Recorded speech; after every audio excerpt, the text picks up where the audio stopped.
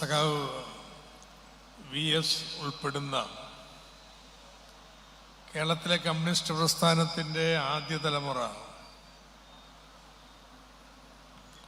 അവരാണ് ഇന്നും ഇന്ത്യയിലെ ഏറ്റവും പ്രധാനപ്പെട്ട വിപ്ലവ പ്രസ്ഥാനത്തിൻ്റെ ഘടകമായ കേരളത്തിലെ കമ്മ്യൂണിസ്റ്റ് പ്രസ്ഥാനത്തിൻ്റെ അസ്ഥിവാരമിട്ടത്. നമ്മളിന്ന് ഈ ഓർമ്മ ദിനത്തിൽ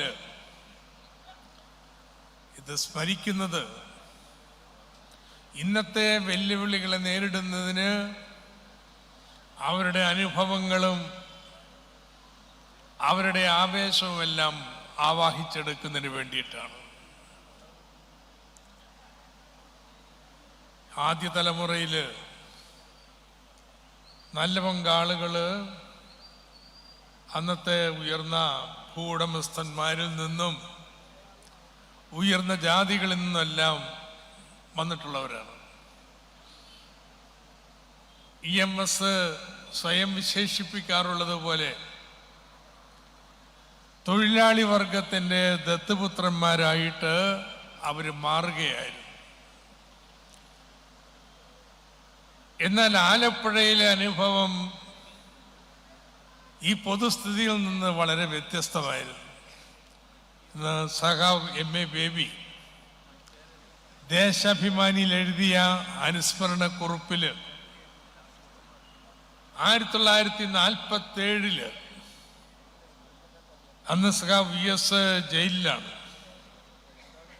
അന്ന് കിടങ്ങാമ്പറമ്പില് EMS നടത്തിയ പ്രസംഗത്തെ വിശദമായിട്ട് ഉദ്ധരിക്കുന്നുണ്ട്. EMS പറഞ്ഞു, ഞങ്ങളുടെയൊക്കെ അനുഭവങ്ങളിൽ നിന്ന് വ്യത്യസ്തമായിട്ട് ആലപ്പുഴയിലെ 98% നേതാക്കന്മാരും തൊഴിലാളി കുടുംബങ്ങളിൽ നിന്ന് വന്നവരാണ്. VSനെ പോലെ അത്തരത്തിൽ തൊഴിലാളി കുടുംബങ്ങളിൽ നിന്ന് ഉയർന്നു വന്ന് സഖാവ് VS കമ്മ്യൂണിസ്റ്റ് പാർട്ടിയുടെ പോളിറ്റ് ബ്യൂറോ മെമ്പറും കേരളത്തിൻ്റെ ഏറ്റവും പ്രിയപ്പെട്ട മുഖ്യമന്ത്രിയായിട്ട് വളർന്നു. ഇതുപോലെ MP-മാര് MLA-മാര് ഇത്തരത്തിൽ നാടിൻ്റെ നേതാക്കന്മാരായിട്ട് എത്ര സാധാരണക്കാരായ തൊഴിലാളികളെ ആ പ്രസ്ഥാനം വളർത്തിയെടുത്തു. 3 കാര്യങ്ങളാണ് VSന്റെ തലമുറ കേരളത്തിൽ ചെയ്തു തീർത്തത്. ഒന്ന്, ജാതി വിവേചനത്തിനും അനാചാരങ്ങൾക്കും എല്ലാം എതിരായിട്ടുള്ള പോരാട്ടം. അതിലൂടെ അധിഷ്ഠിത സമുദായങ്ങളുടെ വലിയ അംഗീകാരമുള്ള നേതാക്കന്മാരായിട്ട് ആ തലമുറയിൽപ്പെട്ടവര് ഉയർന്നു വന്നു. കേരളത്തിലെ അനാചാരങ്ങള്, ജാതി മര്യാദകള് ഇതിലൊക്കെ പൊളിച്ചെടുത്ത് നടത്തിയതിന്റെ ഫലമായിട്ട് ഇന്ന് ജാതി വിവേചനം ഏറ്റവും കുറവ് നിൽക്കുന്ന സംസ്ഥാനമായിട്ട് കേരളം മാറി. രണ്ടാമത്തത്, ഇതിലൊതുങ്ങിയില്ല. ജാതിക്കും മതത്തിനുമെല്ലാം അതീതമായിട്ട് തൊഴിലാളികളെ, കൃഷിക്കാര് അവരുടെ വർഗ സംഘടനകളിൽ സംഘടിപ്പിക്കാം. അതിന് അവരുടെ അവകാശങ്ങൾക്ക് വേണ്ടി പോരാടുക.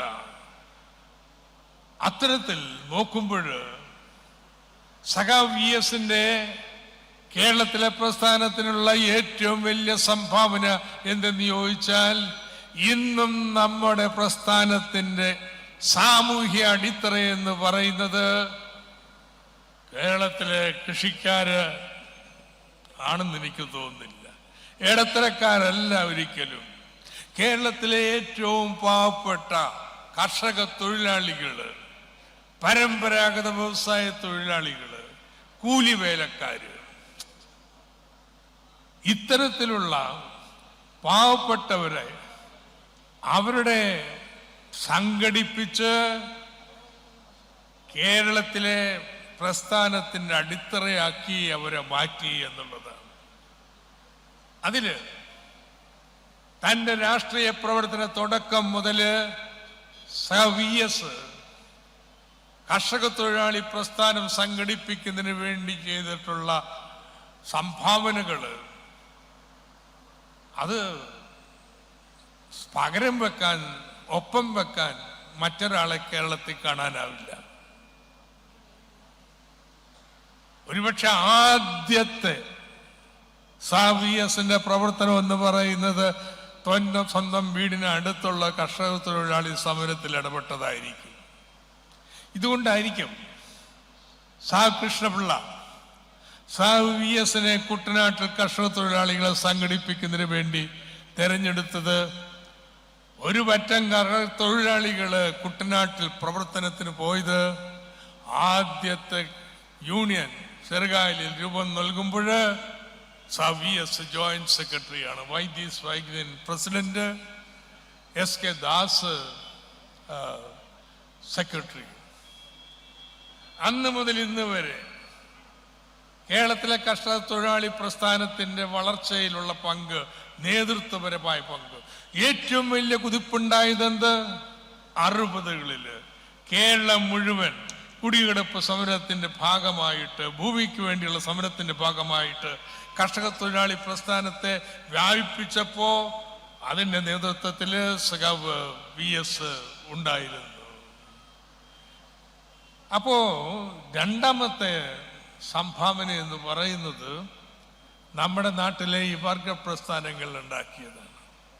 മൂന്നാമത്തത് അത് ഏറ്റവും പ്രധാനപ്പെട്ടതാണ്. ഈ പ്രസ്ഥാനങ്ങളെ കേരളത്തിലെ സ്വാതന്ത്ര്യ സമരത്തിന്റെ മുൻപന്തിയിൽ കൊണ്ടുവന്നു. ഇന്ത്യയിൽ മറ്റ് സംസ്ഥാനങ്ങൾക്ക് നേടാൻ കഴിയാവുന്ന EMSും AKGയും കൃഷ്ണപിള്ള സഖാവിനോടൊപ്പം പോലെ തന്നെ നമ്മുടെ ആലപ്പുഴയിലെ തൊഴിലാളി സഹാക്കളും VSും എല്ലാവരും കൂടി ചെയ്തു. എന്താ മുൻപന്തി വരാന്ന് പറഞ്ഞാൽ കേരളത്തിലെ സ്വാതന്ത്ര്യ സമരത്തിന്റെ ഏറ്റവും ഉജ്ജ്വലമായിട്ടുള്ള അധ്യായം അത് പുന്നപ്ര വയലാറാണ്. 500 പേരാണ് കൊല ചെയ്യപ്പെട്ടിട്ടുള്ളത്. ജാലിയൻ ബാഗ് കഴിഞ്ഞാൽ ഏറ്റവും ആദ്യം ആളുകളെ രക്തസാക്ഷിയായിട്ടുള്ള സ്വാതന്ത്ര്യ സമര പോരാട്ടമാണ്. അതിന്റെ ഫലമായിട്ട് മറ്റൊരു പാർട്ടിക്കും അവകാശപ്പെടാനില്ലാത്തൊരു സ്ഥാനം കേരളത്തിലെ കമ്മ്യൂണിസ്റ്റ് പ്രസ്ഥാനത്തിനുണ്ടായി.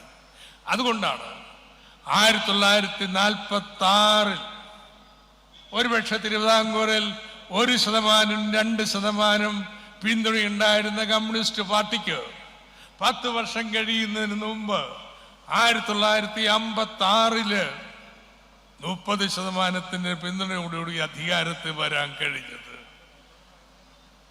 കമ്മ്യൂണിസ്റ്റ് പാർട്ടിയെ ദേശീയ സ്വാതന്ത്ര്യ സമരത്തിന് നേതൃത്വത്തിലേക്ക് ഉയർത്തി. ഇത്തരത്തിൽ കേരളത്തിലെ സുപ്രധാനമായ ഏറ്റവും പ്രധാനപ്പെട്ട രാഷ്ട്രീയ ശക്തിയായിട്ട്, മേധാശക്തിയായിട്ട് കമ്മ്യൂണിസ്റ്റ് പ്രസ്ഥാനത്തെ വളർത്തിയെടുക്കുന്നതിൽ നിർണായക പങ്ക് വഹിച്ചു.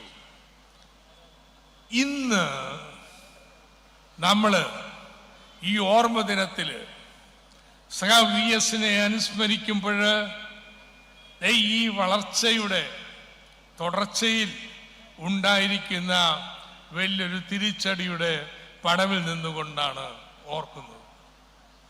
അതാണ് ഈ ഓർമ്മദിനത്തിന്റെ പ്രാധാന്യം എന്ന് പറയുന്നത്. കേരളത്തില് കഴിഞ്ഞ ഒരു 2 ദശാബ്ദ കാലത്തിനിടയിൽ വന്നു ചേർന്നിട്ടുള്ള മാറ്റങ്ങൾ ചെറുതല്ലേ. ഞാൻ നേരത്തെ പറഞ്ഞത് കമ്മ്യൂണിസ്റ്റ് പ്രസ്ഥാനത്തിന്റെ അടിത്തറ എന്ന് പറയുന്നത് കർഷക തൊഴിലാളിയും നാട്ടിൻപുറത്തെ കൂലിവേലക്കാരും പാവങ്ങളുമാണെന്നാണ്. കഴിഞ്ഞ 2-3 ദശാബ്ദത്തിനിടയിൽ ഈ വർഗങ്ങൾക്ക് എന്ത് സംഭവിച്ചു? 1991 അല്ലെങ്കിൽ 81 കേരളത്തിലെ ജനസംഖ്യയുടെ 25% കർഷക തൊഴിലാളികളാണ്. ഇത്തവണത്തെ സെൻസസ് വരട്ടെ 10%